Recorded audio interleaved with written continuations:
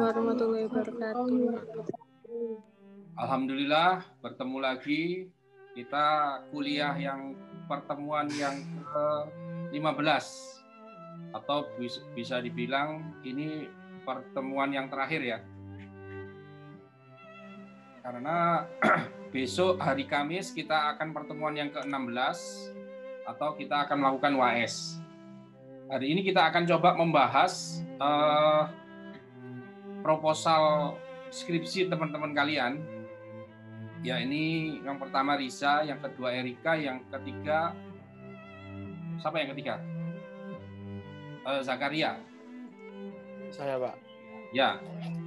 Nanti kita akan mungkin nggak perlu semuanya dibaca, cukup abstraknya saja. Cukup abstraknya saja. Kemudian nanti kita bareng-bareng kita diskusikan. Baik, siap ya? Kesempatan pertama saya berikan kepada Riza. Silakan Riza. Mau saya share apa kamu yang share dokumennya, Riza? Iya, Pak Beni aja. Soalnya saya pakai HP, Pak. Oke.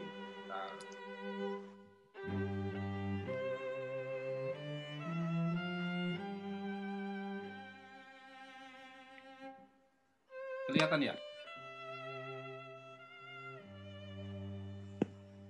Sudah kelihatan?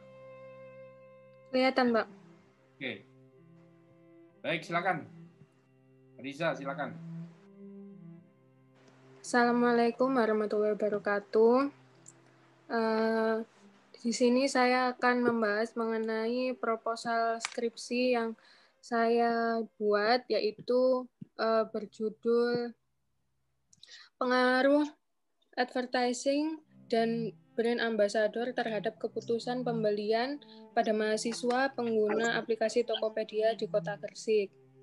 Nah, mengapa saya memilih judul tersebut? Karena menurut saya di era revolusi industri saat ini membuat perdagangan di Indonesia itu lebih maju dan tentunya semakin modern. Nah, berdagang atau berbisnis jual beli itu juga bisa dilakukan melalui media sosial yang seperti saat ini banyak sekali e-commerce yang sudah hadir di Indonesia. Salah satunya yaitu ada Tokopedia, Shopee, Lazada, dan masih banyak lainnya. Lalu para e-commerce tersebut itu juga pasti menggunakan hal promosi atau advertising dan brand ambassador dalam melakukan pemasaran mengenai bisnisnya, karena advertising dan ambassador itu juga dapat berdampak positif bagi penjualan dan menyebarkan informasi kepada para konsumen atau para masyarakat. Di sini saya juga lebih memilih pada lingkungan mahasiswa saja, karena menurut saya mendapatkan datanya itu lebih mudah dan berfokus ke mahasiswa saja. Lagi pula saya juga melihat bahwa mahasiswa itu salah satu yang sering melakukan transaksi online, membeli barang-barang online, mengikuti perkembangan dunia teknologi dan perdagangan. Jadi itu alasan saya memilih topik ini dan judul tersebut. Lalu abstrak dari penelitian ini yaitu penelitian ini bertujuan untuk mengetahui pengaruh antara advertising dan brand ambassador dalam keputusan pembelian pada mahasiswa pengguna aplikasi Tokopedia, karena pada saat ini munculnya banyak aplikasi e-commerce yang berlomba-lomba mengambil perhatian konsumen. Hal ini tidak lain karena adanya advertising dan brand ambassador. Dan seperti beberapa penelitian dan uji analisis mengatakan bahwa advertising dan brand ambassador itu berpengaruh cukup signifikan terhadap keputusan pembelian dan brand image. Lalu penelitian ini menggunakan teknik survei. Dalam penelitian ini itu dilakukan pada mahasiswa di Universitas Muhammadiyah Gresik dan teknik pengumpulan data menggunakan angket atau kuesioner. Hasil penelitian menunjukkan bahwa advertising dan brand ambassador adalah berpengaruh positif dan signifikan terhadap keputusan pembelian konsumen. Kata kuncinya advertising, brand ambassador, dan keputusan pembelian.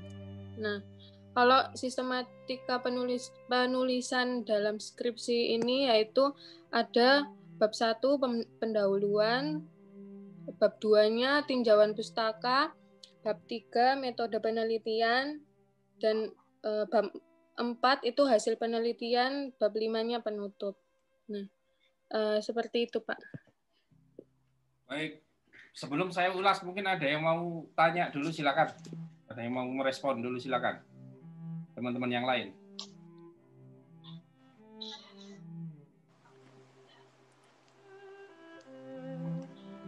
Silakan, ada nggak? Ragil, Fajar, Mila.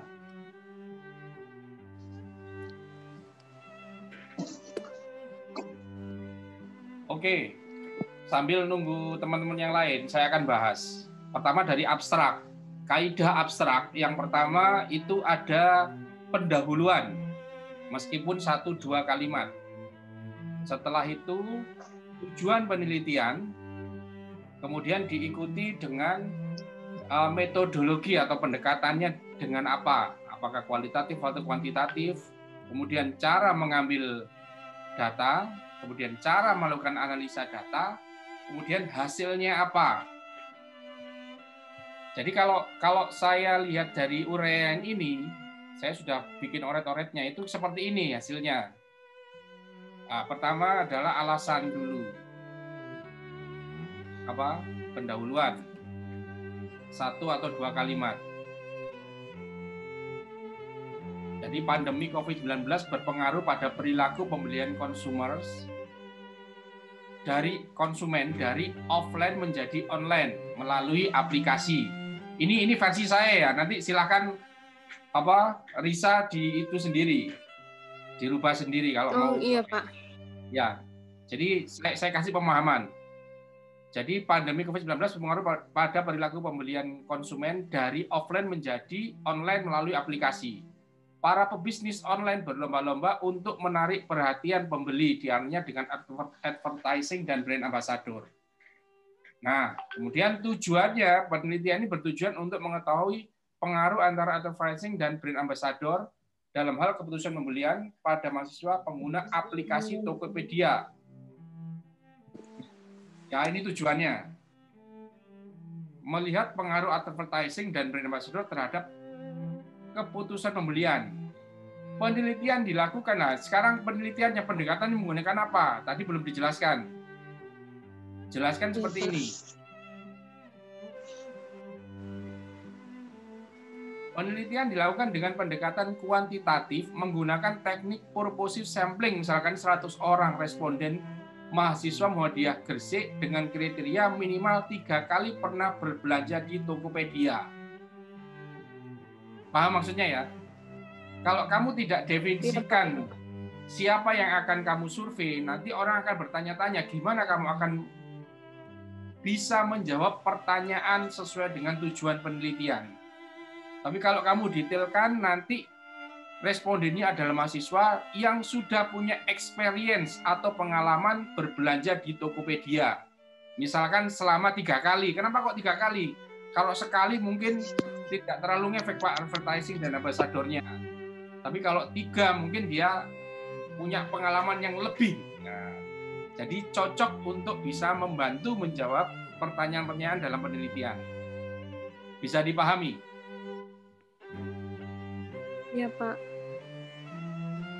Ya, ini terus kemudian Ini tadi pengambilan datanya. Kemudian untuk menganalisa datanya dengan apa? Menggunakan regresi linear program SPSS 20 for Windows. Artinya dengan regresi linear berganda. Gitu ya. Jadi kamu tunjukkan kamu ambil data dengan apa, kamu analisanya dengan apa.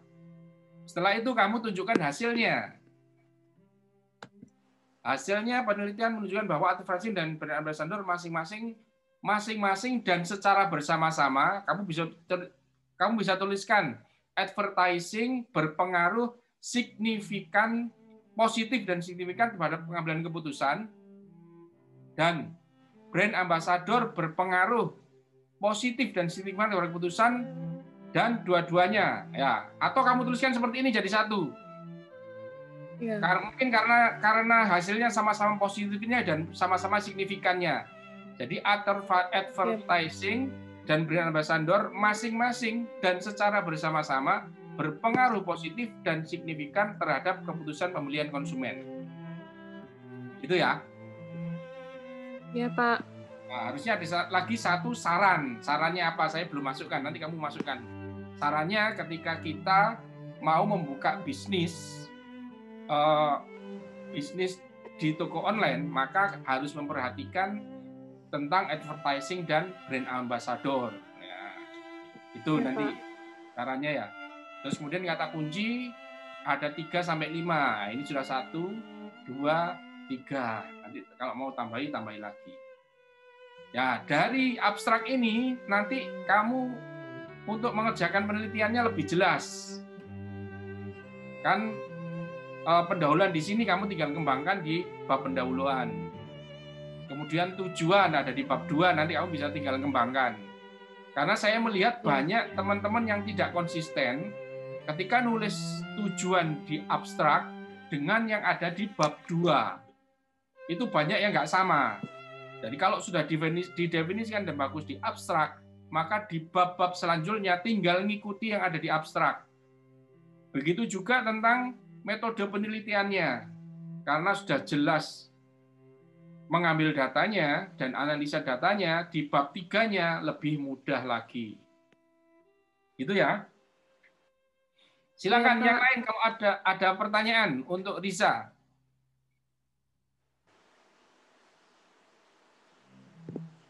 Risa mungkin ada pertanyaan? Risa sendiri mungkin ada pertanyaan?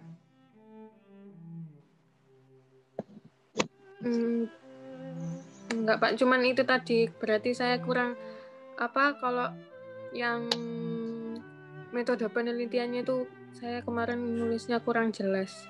Ya, kamu kurang jelas. Jadi kalau bisa, ini kan cuma sedikit abstrak yang saya bikin, tapi kan semuanya jelas. Ya, tujuannya, pendahuluannya tahu kenapa sih kamu harus membuat penelitian itu, tahu. Kemudian tujuannya apa, tahu. Dengan cara apa kamu meneliti, tahu. Semuanya ketahuan di sini. Hasilnya pun, prediksinya juga sudah tahu di sini ya. Iya, Pak. Oke. Pak, saya izin bertanya. Silakan. Mila, silakan.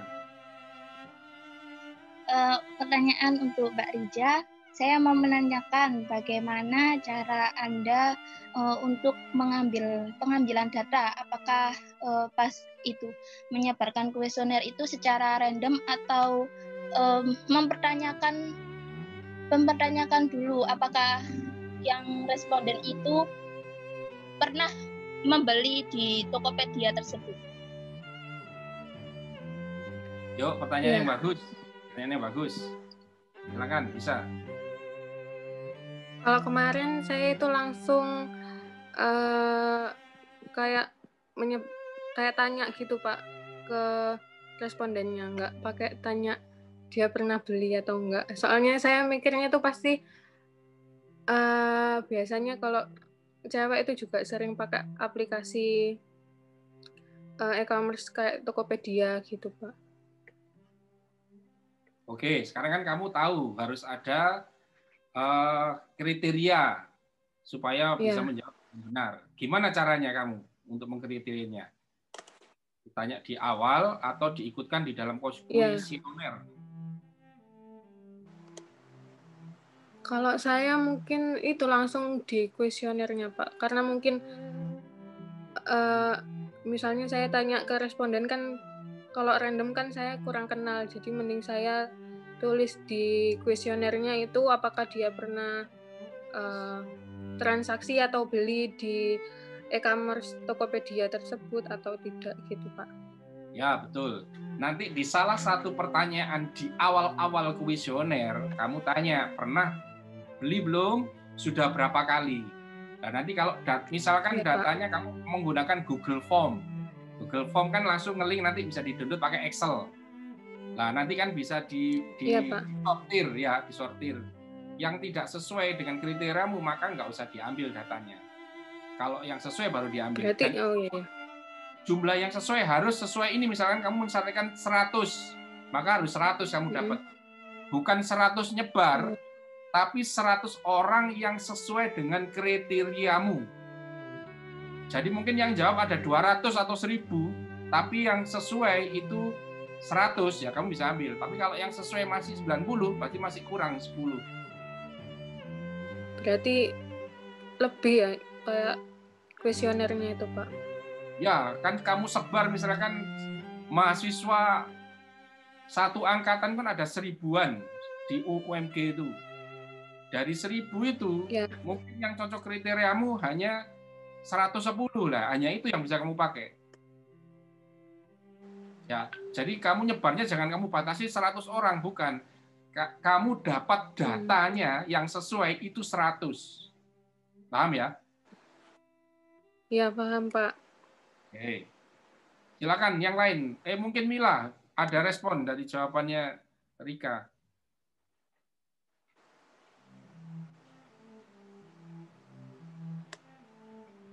Silakan yang lain, ada pertanyaan?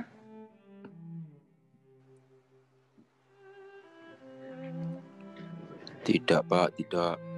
Ya, oke. Baik. Terima kasih. Oke, kalau tidak ada, terima kasih Risa. Kita kasih aplaus. Ya, Pak. Sama-sama. Terima kasih. Nah, yang nomor 2 selanjutnya Erika. Mana Erika? Sudah siap Erika? Sudah, Pak. Ya, Pak. Seser ya. Erika. Ya, Pak.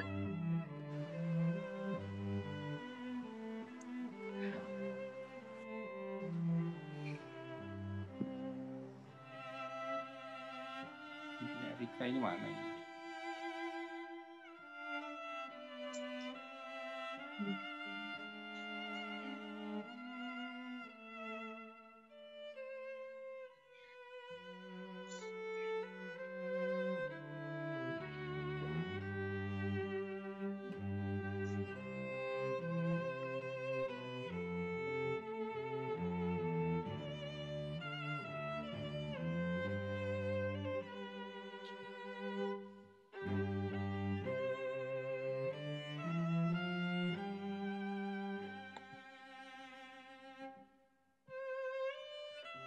Ini ya, Rika udah kelihatan? Iya Pak, tapi enggak. Ini masih punyanya Riza. Masih punya Riza. Ini masih punya Riza juga? Di punya aku belum muncul. Oke, ntar.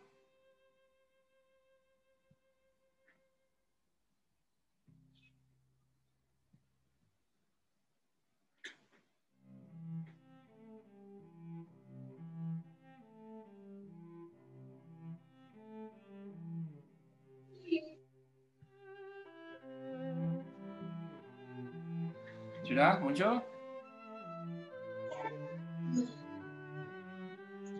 Sudah Pak.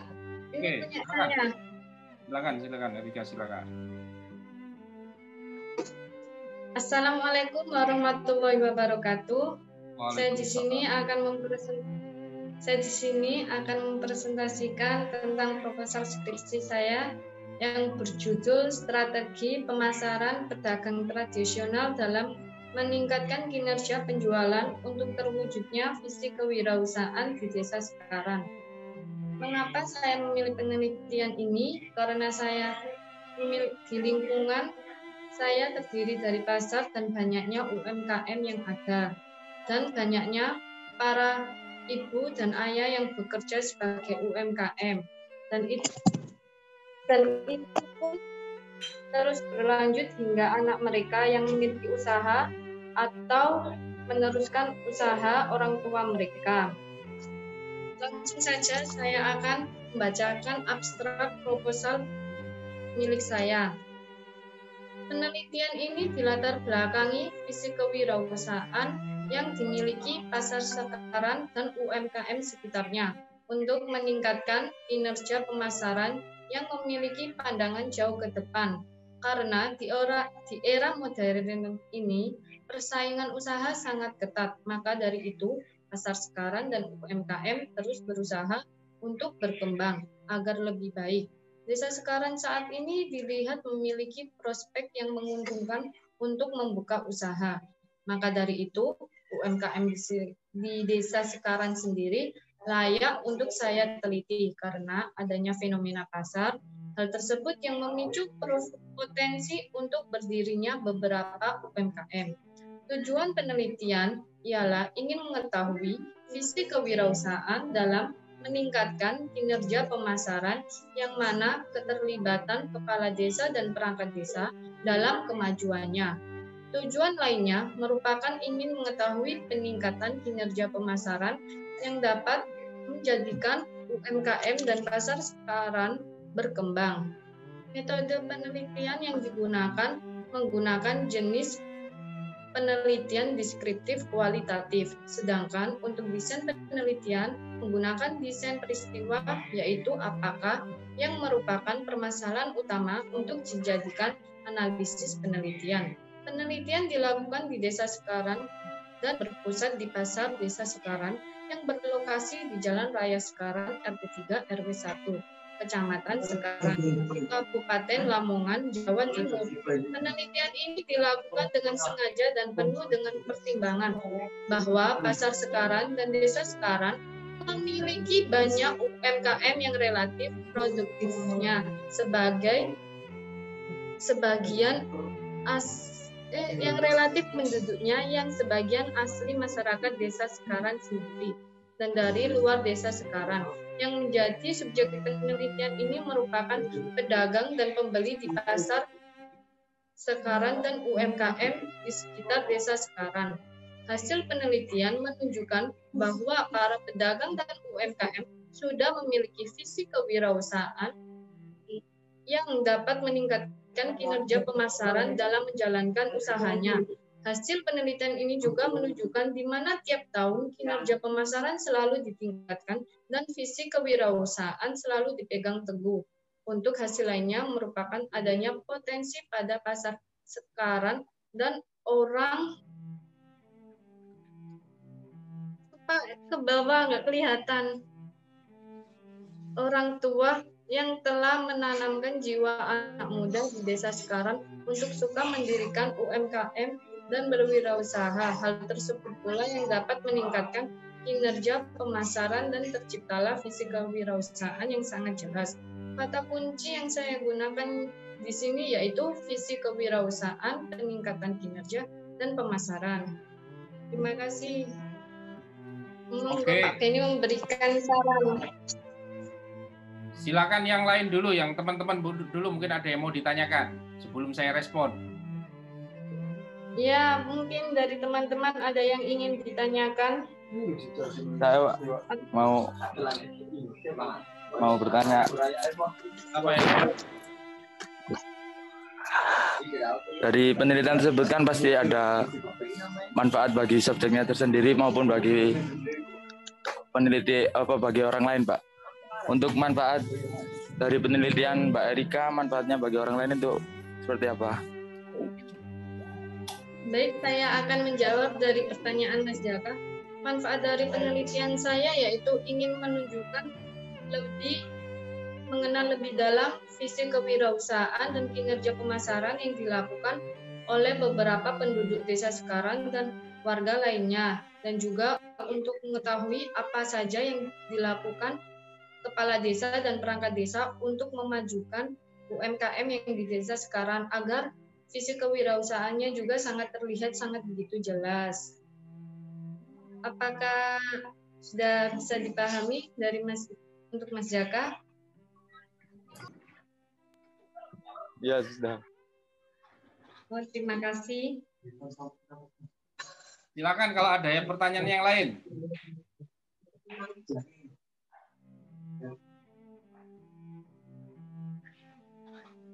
Yuk, yang lain silakan. Risa mungkin.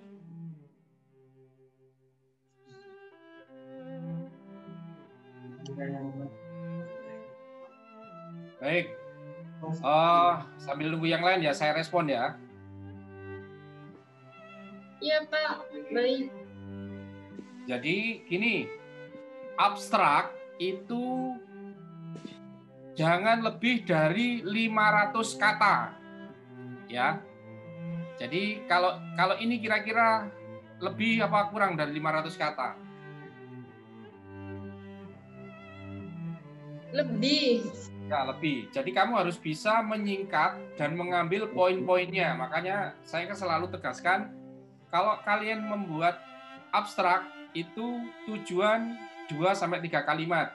Kemudian pendahuluan 2-3 kalimat, kemudian tujuannya 2-3 kalimat, jangan lebih dari itu. Karena apa? Nanti kalau lebih dari itu akan semakin panjang. Kamu harus sering berlatih untuk memampatkan kalimat dan ambil yang poin-poin pentingnya. Jadi kalau saya diminta untuk membuat abstrak penelitianmu ini, saya akan seperti ini hasilnya. Strategi bertahan para pedagang pasar tradisional melawan globalisasi melalui visi kewirausahaan. Jadi harus mempunyai tujuan yang jelas. Tapi ini kamu boleh pakai, boleh tidak. Ini suggestion saya. Kemudian ini pendahuluannya. Nah, ini hanya 2 kalimat. Saat ini arus globalisasi sangat deras ditandai dengan masuknya modal dan produk asing yang menguasai hampir seluruh lini pasar, baik kota maupun pedesaan. Pasar sekarang dinilai salah satu yang mampu bertahan dari gempuran globalisasi ini. Nah, jadi poin pentingnya itu apa? Tunjukkan. Kemudian tujuan penelitian ini bertujuan untuk mengetahui strategi bertahan. Nah, penelitian ini bertujuan untuk mengetahui strategi bertahan para pedagang pasar melawan arus globalisasi melalui visi kewirausahaan.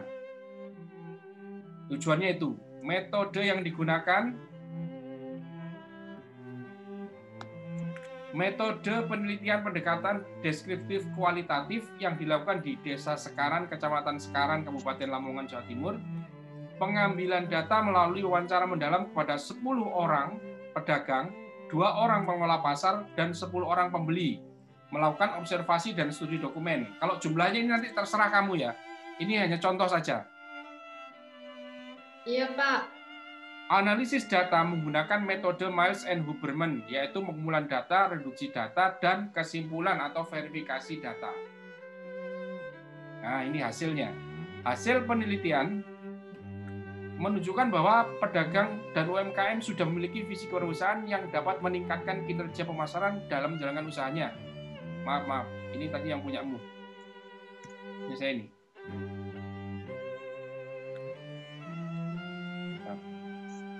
Hasil penelitian ini juga menunjukkan bahwa pedagang pasar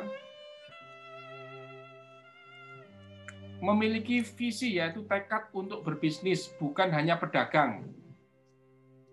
Memiliki visi, yaitu tekad untuk berbisnis, bukan hanya pedagang. Mereka memiliki tahapan pencapaian mulai dari belajar bisnis dengan orang lain, memiliki usaha sendiri, memiliki beberapa bisnis investasi yang menjadi passive income. Bisnis juga bisa dijadikan sarana untuk bisa berbagi melalui pendapatan atau pekerjaan orang lain. Mereka juga memiliki kesadaran bahwa rezeki sudah dicukupi Allah SWT dan diatur segala urusan mereka ketika mereka mampu menjaga takwa dan tawakal kepada Allah SWT sebagai pencipta dan mengatur alam semesta, sehingga muncul keberanian untuk bertahan dan bersaing di pasar global. Paham ini maksudnya? Iya, Pak, paham. Ya, jadi ini istilahnya kayak proposisi. Kalau di kuantitatif itu hipotesa, tapi kalau di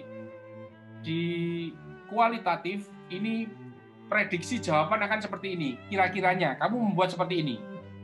Jadi yang kamu rasakan kemudian nanti kamu akan teliti hasilnya apakah seperti ini melalui wawancara, observasi, dan studi dokumen.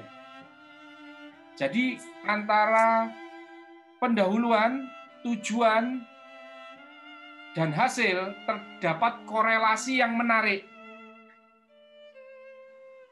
Jadi orang melihat abstraknya, waduh ini menarik ini gitu. Langsung dia akan melihat bab-bab selanjutnya. Oke, ada yang mau ditanyakan? Mungkin Erika, silakan.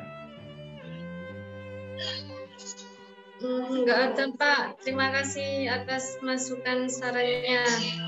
Oh ya, apakah punya saya kan abstraknya belum kasih saya saran. Apakah perlu kasih saran? Ya, perlu dikasih saran, Tapi dengan kaidah jangan lebih dari 500 kata ya. Jangan lebih dari 500 kata. Iya, Pak. Silakan yang lain kalau ada pertanyaan.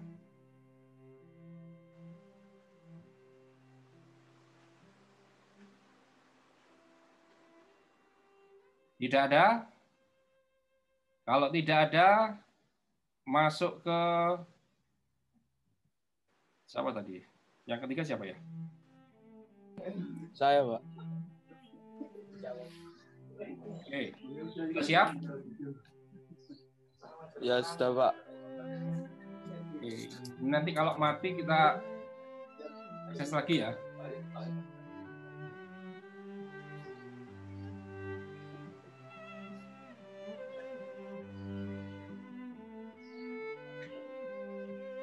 Kelihatan belum ya?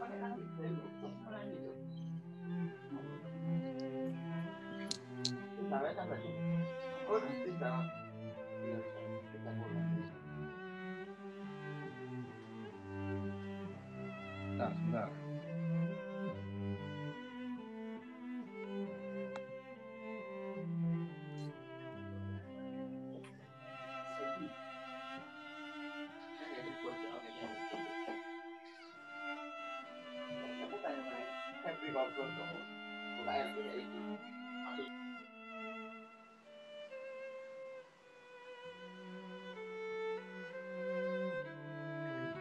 Oke, silakan.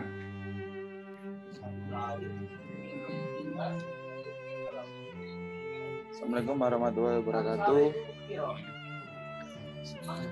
Ini saya akan mempresentasikan hasil proposal penelitian saya yang berjudul Dampak Pendapatan Ngala Coffee saat Pendapatan COVID-19. Bertempat di daerah Gresik, Jalan Dr. Wahidin Sudirusuto nomor 96. Saya mengambil penelitian ini karena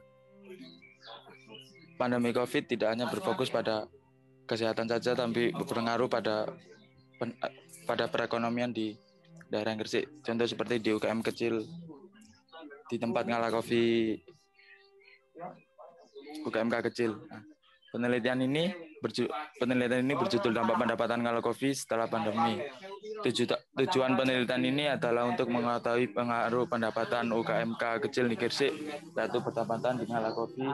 Penelitian ini dilaksanakan dengan metode analisis deskriptif kualitatif dengan cara mengimplementasikan data agar diharapkan mengetahui bagaimana strategi untuk tetap bertahan pada masa pandemi COVID-19. Karena banyaknya UKM kecil yang terdampak dari sektor pendapatan, dalam pengambilan data di Ngala Coffee menggunakan wawancara pada pemilik usaha. Pandemi virus corona bukan hanya sekedar bencana kesehatan. Virus yang dikenal sebagai COVID-19 ini telah menimbulkan kekacauan di sektor ekonomi. Tidak hanya di industri besar, pandemi virus corona telah membuat pelaku UKMK di Indonesia mulai gelisah. Ngala kedai kopi di Kota Gresik juga mengalami dampak yang sama. Sebuah studi menyebutkan jika COVID akan membuat Indonesia mengalami penurunan persentase pertumbuhan ekonomi sebesar 0,1% di tahun 2020. Secara garis besar berikut merupakan dampak nyata yang disebabkan COVID-19 terhadap sektor UKMK di Indonesia. Pengembangan usaha itu sendiri atas dasar proses analisis tentang peluang pertumbuhan, dukungan, dan pemantauan pelaksanaan peluang. Dari hasil penelitian saya sendiri,